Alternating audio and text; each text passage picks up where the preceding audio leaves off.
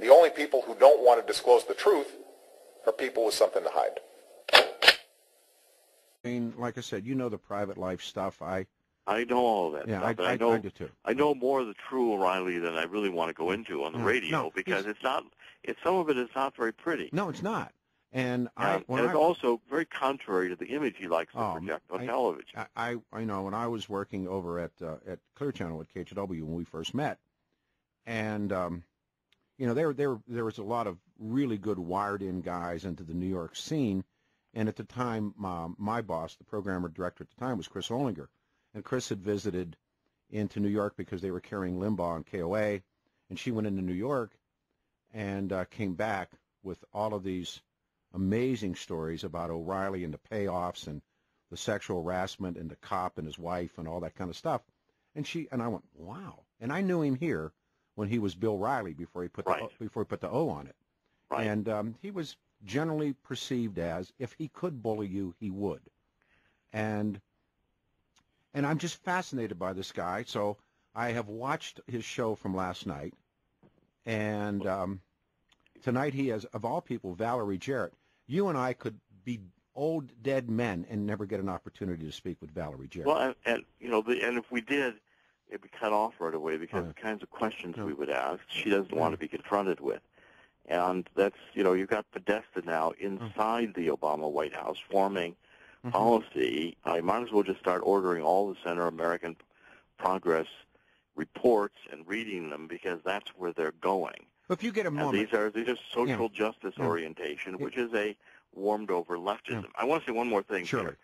I come from an old school of journalism, which goes back even to the training from before World War II. I was trained by the World War II generation. And the training I got is that, the job of journalists are always to be the watchdogs, to report Republican and Democrat, not partisan, both sides, investigate, report, expose. And the assumption was, I didn't really fully appreciate it at the time, the assumption was you had a literate and educated population that was following the news. I mean, here we just had, I'm wondering, we had a Russian warship that docked in Cuba. Yeah, I saw that in Havana, like the old days. Okay. Yeah. And now, in John Kennedy's day, this would have been a sensation. It would have been on the New York Times. Everybody would have, these are the kinds of steps that led to the Cuban Missile Crisis one by one. But today, do you think anybody is asking hard questions in the New York Times about Putin's reaction to Obama over the Ukraine? Well, that has anything to do with a Russian warship showing up in Cuba? We had a great guest in the first segment, and I think you know him, Robert Spencer. And there's a line, and I'm finding myself at this age falling into the philosophy of history. There's a great line, and the Durants were incredibly gifted, and so many of these great. Yes, they were. You Taylor Roper, and all these guys. And this line says, "When there is a carcass, the vultures will gather." Right. And you can see that Vladimir Putin and perhaps 3/4 of the world has no respect for Barack Obama. And I agree with you. I mean, this is somewhat of a different Russia, but what Jack Kennedy did was he used the Truman Corollary to the Monroe Doctrine, and they dropped it right on top of Nikita Khrushchev. Right. And you're right. I mean, I saw that story this morning about there's not a Soviet, but it's a Russian warship, and it's in Havana. Right. They can't be up to any good. I mean, well, and again, the fact is, if you want to talk about the Middle East, what also went unreported and continues to is that the so-called Arab Spring was not a democracy movement. It was a movement in which the Muslim Brotherhood took over. Of course. Countries like Libya are now dominated by Al-Qaeda, and we are supporting Al-Qaeda.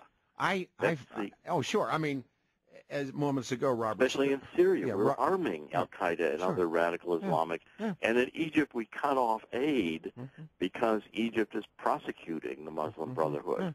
I mean, moments ago, Robert Spencer said, those weapons are, they reappear all these different places. And as Mr. Spencer has said, the same guys that 6 months earlier had been trying to kill American GIs in Afghanistan were pushing Gaddafi out, and we supported them.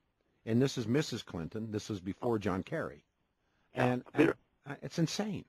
I advise you to go get when I wrote What Went Wrong, my book, I really tried to do an analysis of this. I've been following a lot of the Democratic consultants and demographers, a guy named Ray Texiera. Oh, yeah, sure.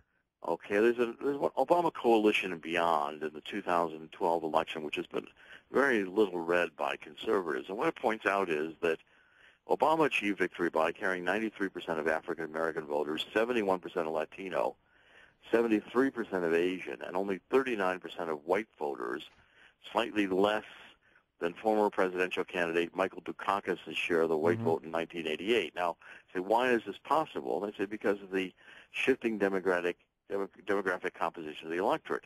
The rising percentages of people of color, unmarried, working women, millennial generation, and secular voters, educated whites living in more urbanized states. What you're dealing with is a reconstruction of the FDR coalition hard edge, where the Democratic Party has decided by adding together the votes of minorities and people of color, and focusing on the cities, dealing with unmarried women who are looking for assistance, and millennials who can't find jobs because the jobs have been sent over to China and other places by free trade agreements and aren't coming back, that the Democratic Party has locked in a permanent presidential electoral majority, which even states like Colorado, where I lived, and I know westward, and you control the Front Range, you control Colorado. You control Denver, you control Colorado Springs, 3 or 4 cities along the Front Range, and it doesn't matter what the rest of Colorado votes because there's not enough people there. And the rest of Colorado is largely conservative. Take California. There's a thin stretch along the coast that is urbanized and leftist. The majority of the counties in California are red counties. They're conservative, but there's not enough people living in them to make a difference. Sure, it's the vote. Let me do this because of a hard break coming. Perkins Coie was the law firm that was Barack Obama's guy. And Perkins Coie, pardon me. I'm sorry, I apologize. And this is the story of the woman who, and I do not believe she brought anything back from Hawaii on that night flight. I believe it was already manufactured by the kid I called Jimmy down the hall. But now this law firm has now resurfaced. Take 2 minutes, Dr. Corsi, and we'll get you back first part of next week. What is their job now? And by the way, aren't they, interestingly enough, of all places, they're out of Seattle, are they not? They're out of Seattle. They're a watchdog leftist firm.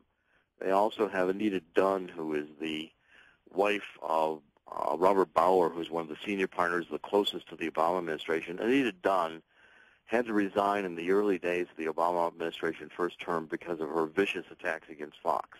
That was the beginning.